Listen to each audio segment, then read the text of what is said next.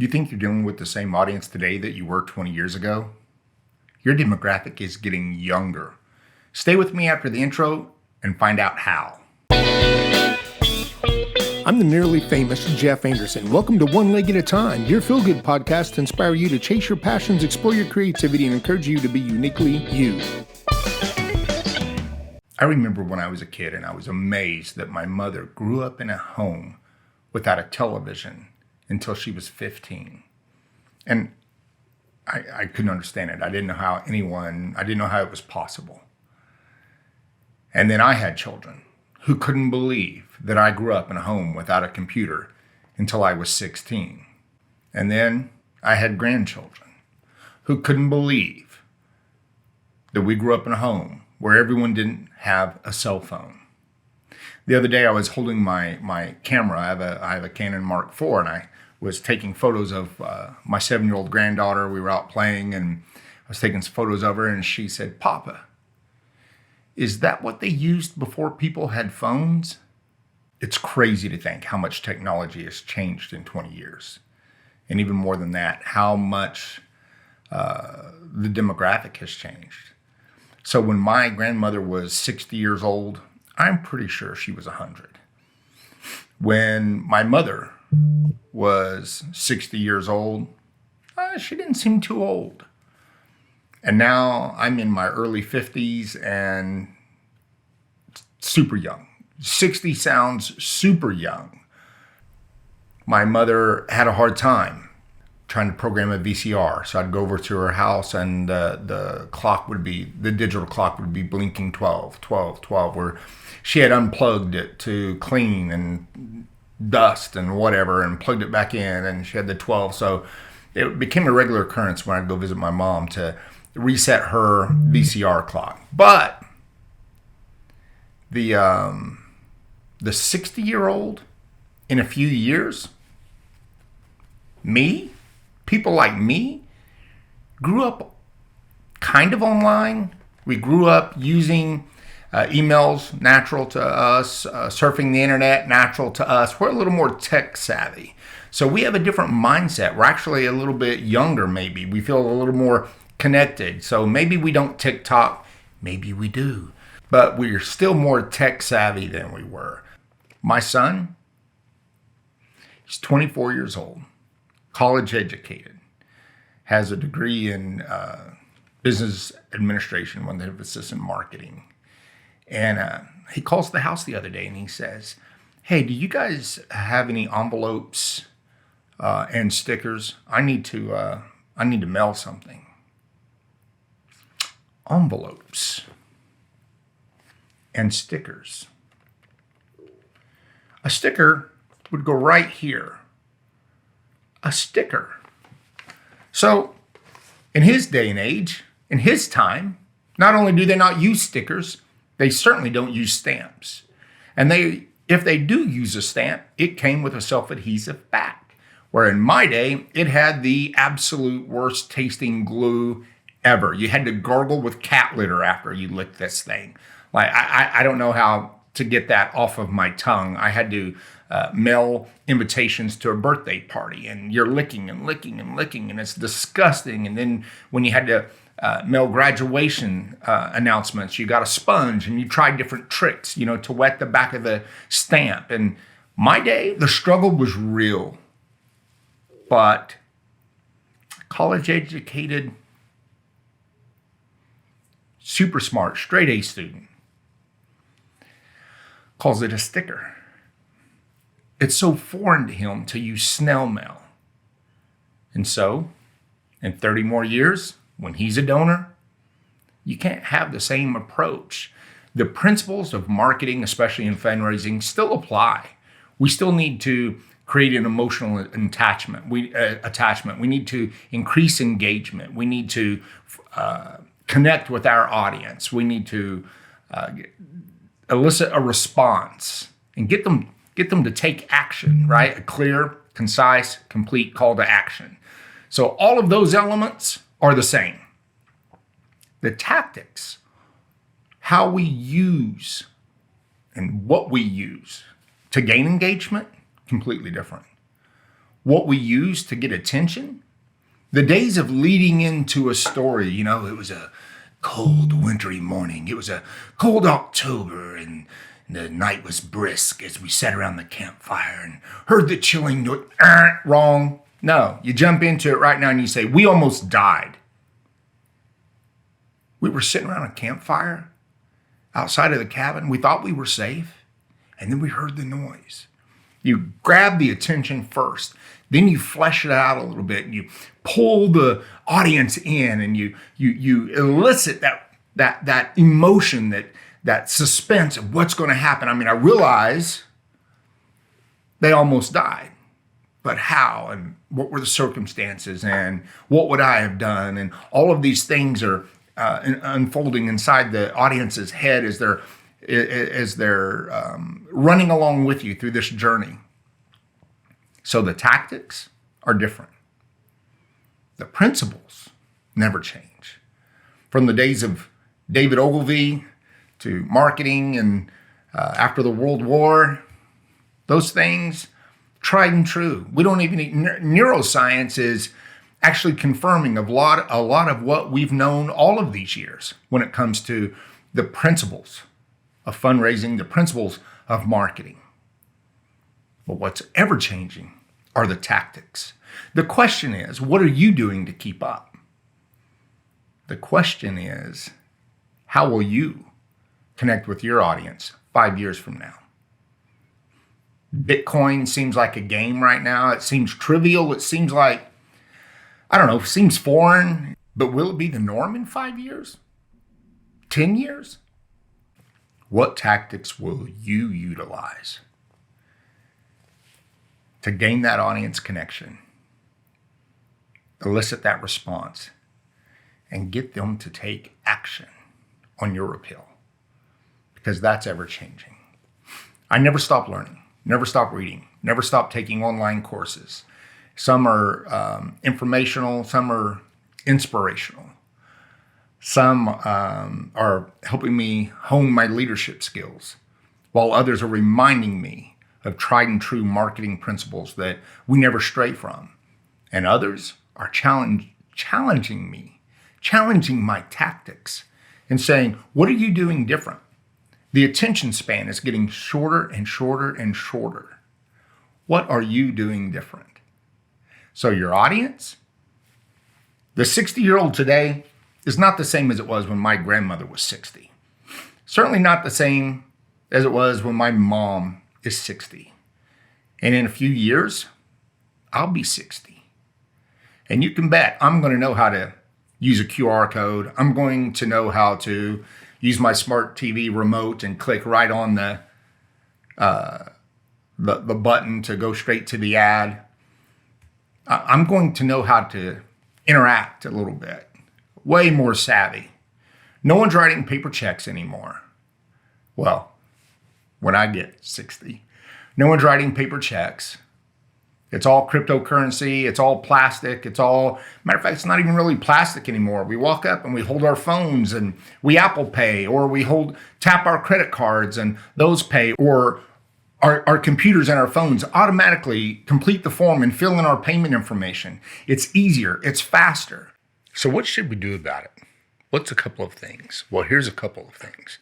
Number one of the biggest mistakes that marketers make, whether fundraising or in the commercial world or whatever industry they're in, as a matter of fact, it's just kind of a mistake that we all make, is to assume that the world that you live in is the same world that other people are living in. The things that we've gone through, the frames of references that we have, the life experiences that we have, create a different worldview for each of us. And so when I say our demographic is getting younger, of course, I don't mean the age. The age is still the same because there are certain aspects about that age. They become empty nesters. Their house is probably paid for. And so I'm going to be generous and say it's still 50 and older, right? 55 and older, but let's just be a little generous and say our physical age is still 50 and over, but the mindset is completely different. We're not as old-fashioned. We learn more. We have more knowledge than we've ever had. We've had more life experiences probably than the same demographic years ago. One of the first things we can do is to put ourselves in the shoes of our audience and begin to understand what is their worldview. Keeping in mind that their worldview isn't the view of a 65-year-old, isn't the view of a 70-year-old, isn't the view of a 60-year-old, but it's probably the frame of reference that they had, the world that they were living in their prime, when they were 20 years old, when they were out running the streets, right? Right after high school. So I heard a psychologist say once that we hardly ever mature too much beyond high school. And so let's think about what those days were like. And when I say, what were those days like? What were the values of our society then? How did we view one another? How did we treat one another? What are the life experiences then? What was the political climate of that day? A lot of that is going to carry over. Let's put ourselves in the mindset of our audience, because it's going to be different than our mindset. And make no mistake, I don't care how old you are. And you may be 60, you may be 65, but you are not your audience.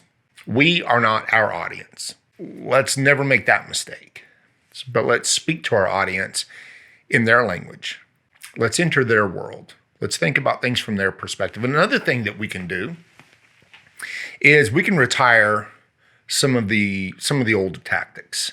Today's donor and customer is a little more savvy. The days of the disingenuous Sally Struthers crying on television, the sad Sarah McLachlan music, people begin to feel more manipulated. And if someone compares your spot to a Sarah McLachlan spot, it's probably not a compliment anymore. Now, from your frame of reference, you say, wow, that spot did great. That spot's raising all kinds of money. That's not the audience's frame of reference for that. What they're saying is, it's a little too sad. It makes me feel manipulated. There's a little conjecture. It's a little forced. When we talk about making an emotional connection with our audience, we're going to have to grab new tactics. We're going to have to come with a new mindset. Let's, number one, put ourselves in the worldview, in the mindset of our audience. And number two, let's retire some of those old tactics. Here's what you know. If you've had a successful campaign, if you've done something and it went gangbusters and it rocked, here's what you know. It doesn't make you an expert on what works. It makes you an expert on what worked. The only thing you know for sure is that it worked that time, that day, during that political climate, during that financial climate, when people were in that mood, when culture was a certain way. You know that worked then. That doesn't mean it's going to work next year. I launched a business in 2020. I didn't mean to. We started in November, December, and launched in March, and it was an e-com business. And it happened to be when the rest of the world was shutting down. And it became perfect timing. We had wings, and we were dealing with products that hadn't really entered the American market, the U.S. market yet. So we had exclusivity, and it kind of rocked. It was kind of fun. And then 2021 hit, and places started opening back up, and it gave a chance for the brands that we were trying to launch in the U.S. to build their own websites and to see the value of e-commerce and say, you know what, we can do this ourselves without the middleman. And the climate started to change. And because everything changed and doors opened and stores opened back up, e-commerce that we were dealing with, the specific products that we were moving, didn't move so well. And it wasn't just about the stores that opened up. It was also about the brands themselves realized the value of e-commerce, invested in those things during 2020, and again, gave them 9 months, a year to build their own sites. So what was successful during a certain season doesn't mean it's always going to be successful. Let's retire some of those things. Let's get over our successes real quick. Now, it gives us a starting place. It allows us to talk about best practices. but it doesn't make us the sole authority on what works. It makes us authorities on what worked and where we can start. And so the third thing, and I believe it pairs right off this second, and is probably most important, is to adapt. You just have to. You just have to constantly be learning. You have to constantly be adapting. You have to say, what's my audience? So the audience in 10 more years will be those people who spend a lot of time on YouTube. Even though the principle is something that, again, David Ogilvy said, have a grabber. He called it a grabber. We call it grabbing attention, right? Grab that attention in that first 3 to 5 seconds. Give a preview. Tell your audience what's about to happen, and then go into the details. So that's the formula for a YouTube video. And it's probably going to be a huge influence on ads moving forward. I don't care if you're pushing cars or bath soap. It's probably going to be somehow. Now, we've always said, let's grab some attention, but we've seen ads that start off really, really slow, and they build and they get there. It's going to be tougher. It's going to be tougher to have those. Now, that will probably work every once in a while, because the fact that it's vague may be the thing that grabs some engagement. It'll be different. It'll stand out. But right now, it's time to launch. Again, it's time to say, we almost died. We were sitting around the campfire, and here's what happened. Not on a cold, brisk night in October, as we sat around the campfire. Not going to happen. Not going to work. Might work for somebody, right circumstances, because there's no one way to do anything, right? But we have to constantly be adapting. We have to be open. I think learning is the fountain of youth. I think having an open mind to, I don't know everything. I've been doing this 30 years, and I continually take classes, take courses. I'm taking a course right now on video production, on how to build an ad. I've been building ads for 30 years. I've been in fundraising, again, 26 years. I've worked with some pretty good brands, some billion-dollar corporations, helping them push their brands. But the times, they are a-changing, and we need to be changing with them. Put yourself in your audience's worldview. Get in their mindset. Always be learning. Retire some of those tactics. They're not going to work anymore. Audience is a little more savvy. And then finally, adapt. Be constantly learning. Challenge yourself. Challenge yourself. We all fall into habits. We all fall into routines. We think we found some magic formula. We have been doing modern day advertising since 1950 something, right? So the age of television and the ads come on. If there was a formula, clients wouldn't need us. They would figure it out. They would plug and play. It would be very simple, especially with today's technology. You can grab a 4K GoPro cam and you can do your own thing. A couple of ring lights and boom, you've got some equipment and you can put out a HD ad real quick. There's no magic formula. I hope you're continuing to learn today. I hope you're inspired to pick up a book, get online.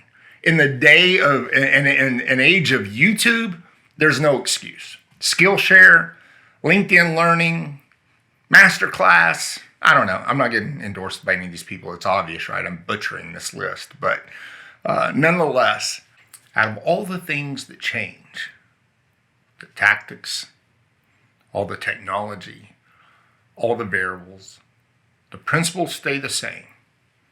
So no matter what we do, we get up every morning and we put our pants on, one leg at a time.